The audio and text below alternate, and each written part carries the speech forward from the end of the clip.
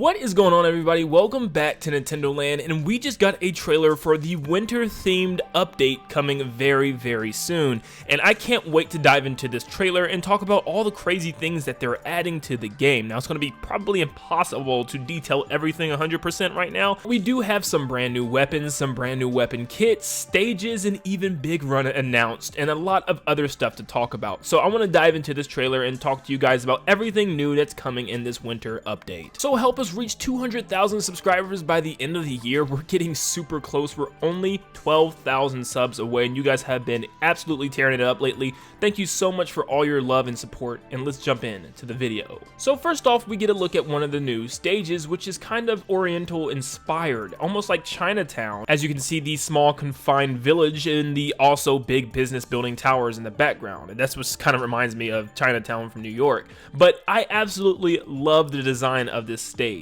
It looks really cool. There's like little hot springs everywhere. It's hard to see the actual design of the stage itself. They don't show it off as much, but there's little ramps, it looks like, on each side that you get to go down into the map, and lots of hot springs kind of scattered all around. So I don't know if you fall in those, you die, what goes on with that, but it's actually a really cool looking stage. I really don't have much else to say right now, but I think this one could be really unique. If anything, it feels like this stage is very open in the middle. It's kind of huge, and a lot of people are spread out in the open view, and I feel like for chargers, this is going to be a dream come true. I mean, the stages already are, so this is just going to be another one adding to that, but the stage looks really good. And then the second stage we have is Flounder Heights, of course, coming back from Splatoon 1. It looks pretty much the same. I think the only main difference, of course, there's going to be like little tiny differences, but I could be wrong, but maybe to me, it looks like the building isn't as high as it used to be. I could, like I said, be completely wrong. Maybe it is. It looks very reminiscent of the original, so it doesn't look like they changed too much, but I can't tell right now if the building's actually the same height as it used to be and everything. It looked like the background got some updates too. You can see a little playground where jellyfish are playing and stuff, and it just kind of adding kind of scenery. There's even like a teeter-totter in one area for people to sit on.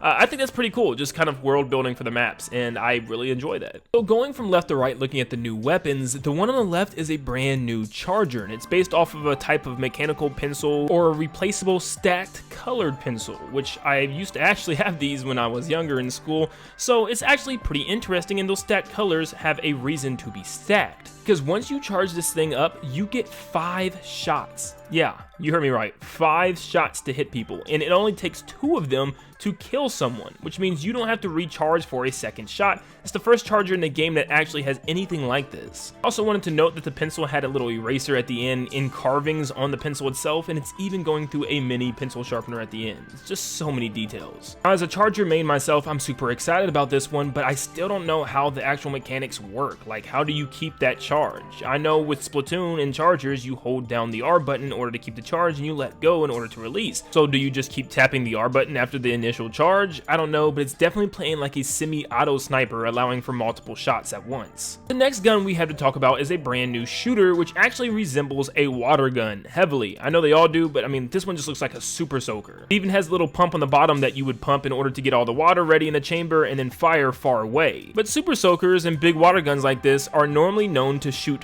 very far.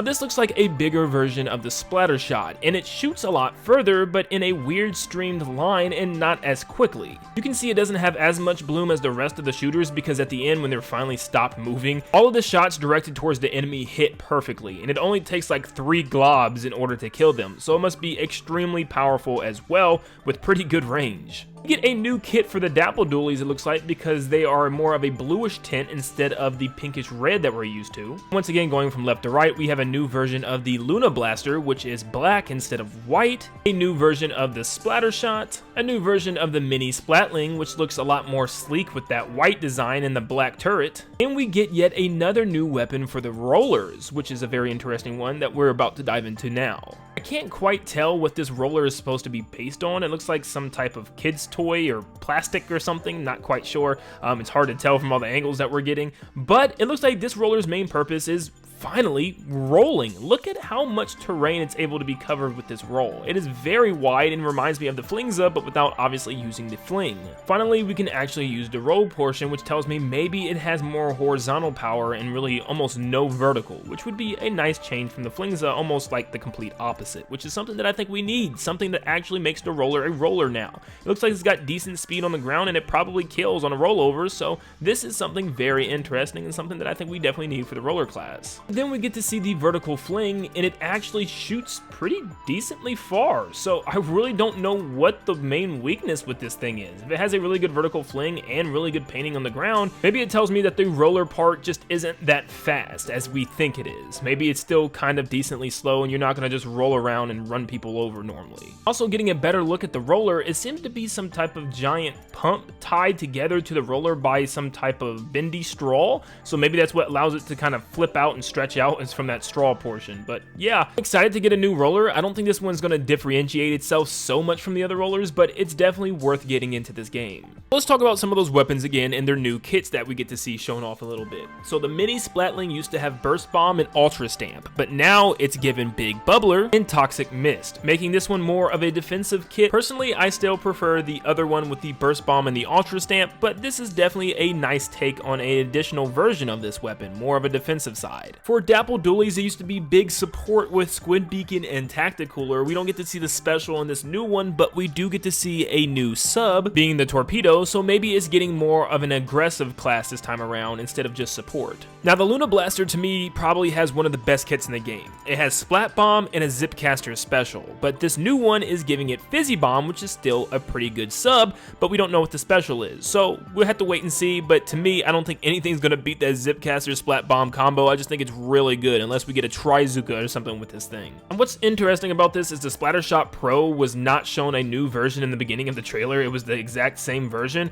but now we get to see a new one with black trim to it, and it obviously has a new special this time around. The original had an angle shooter sub with a crab tank special, which I love that special, but the sub was always just pointless to me. I hate the angle shooter, so we definitely need a new sub. And what if I told you we can actually see it for a second? First, the special is now Booyah Bomb coming off of the crab tank, which is okay. I still prefer the crab tank, but we can see the brand new sub is going from angle shooter to, yes, Suction Bomb, which is such a positive glow up. You can also see the Octoling on the bottom using the brand new Pencil Charger actually has a Tacticooler special, but that's all we can really see from that. We don't see the subs or anything else. So odds are it's going to be a support weapon. And then someone uses a point sensor in the bottom right, but we just can't tell who it is and what weapon that belongs to. You're also getting the addition of X Battles. Now, I'm not sure exactly how X Battles work. I don't think I've ever really got to the competitive point of playing into them, but this game, I can definitely see me doing this because I'm already pretty high on S+.